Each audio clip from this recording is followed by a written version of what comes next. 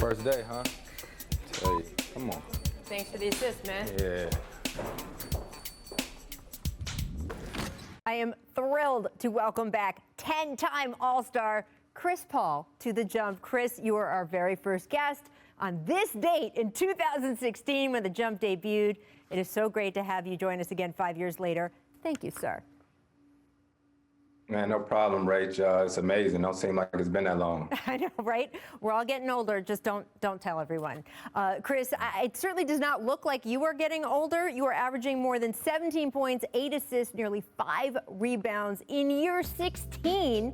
I just want to know how you were even better than you were 5 years ago when we started this show. What about your game do you think you've gotten better at as you have aged? I don't know. Maybe attention to detail. Just trying to make sure I take care of my body.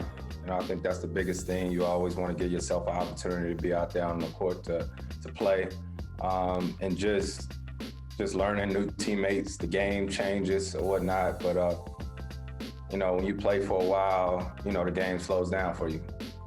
Absolutely, although I think the game always looked like that to you if you ask me after watching your entire career, but I'll take that. I'll take that as an answer.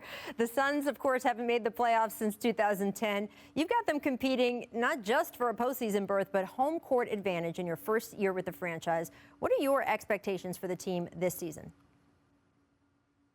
We just got to keep getting better, We have somewhat of a young team, but we have veteran leadership. We got Jay Crowder, who played in the finals last year, who was a great leader on our team. Book, who was unbelievable. And I think we just keep trying to build. We'll have some wins here. We're going to have some losses there. And we just got to keep building so that when we get to the playoffs, at the end of the day, we ready to have each other's backs. Devin Booker tweeted back in December, CP put me on the line with Hove today, needed that. For those who don't know, Hove is, of course, Jay-Z. Chris, I don't know what that moment was like in terms of seeing Devin's face, but what has it been like mentoring Booker and DeAndre Ayton through this season? Man, it's been fun in all the situations. This season is unlike any other season, right? So you don't really get that time off the court and going to dinner with guys. So you just find ways to get to know each other. It's a lot of games and a little bit of time. DA is a big guy who's very impressionable and still trying to figure out his way throughout the league. Book is just ready. He hungry. He didn't have in this league and whatnot. And I think for him, he just wants the stage. And it's cool to be around him and to see that hunger that he has. And Monty Williams, too. This is a reuniting for you. What shorthand do you guys have after knowing each other for so long? And what can you say about the job he's done with this team? Yeah, Coach has been amazing. It's crazy to think 10 years ago was when I played for him last. There's definitely a comfort there. We sort of know how to communicate with each other. We learned things from the last time that teamed up together.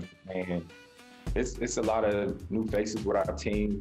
It's a new organization for me, and it's a fun process. You're always learning.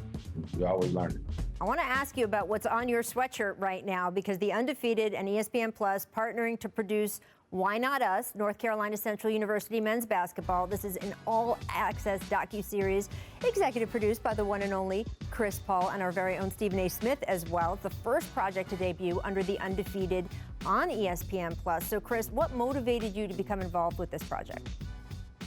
And what motivated me? Everyone in my family attended HBCUs except for me.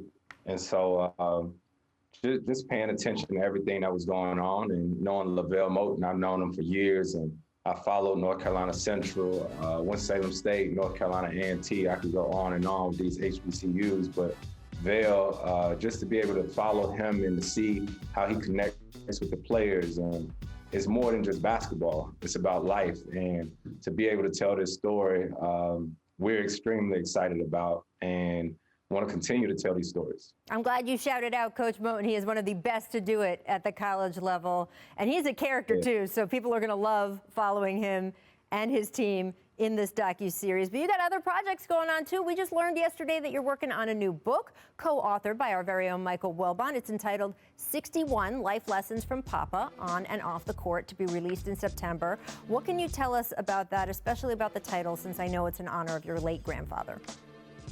Yeah, it's been something very fun to work on, especially really closely with Mike Wilbon and my brother. I've got a chance to learn a lot about myself in doing this. It's about my late grandfather, who was murdered when I was in high school. I was 17 years old then, I'm 35 now. So I got a chance to see how that has affected me up to this point in life. And, it's cool to be able to share like a snapshot of my journey and what my life has been like, and the things that my late grandfather instilled in me at an early age.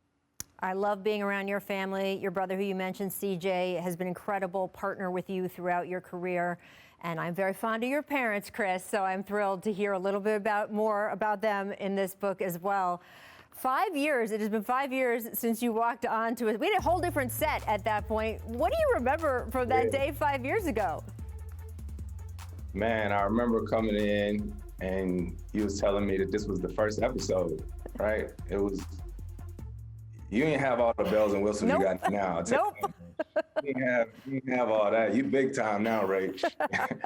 You got guest appearances day in and day out, everybody trying to be on the jump. But I think it's a testament to our game, what you're doing, and it's dope. So big shout out and congratulations to you. Well, we appreciate that. It is a testament to the game, to the sport, to the players who play it, because that is who people are tuning in for every day. It was not quite me and T-Mac standing in front of a chalkboard, but you're right, it was close. So we appreciate the growth of the show since then, and we certainly appreciate you.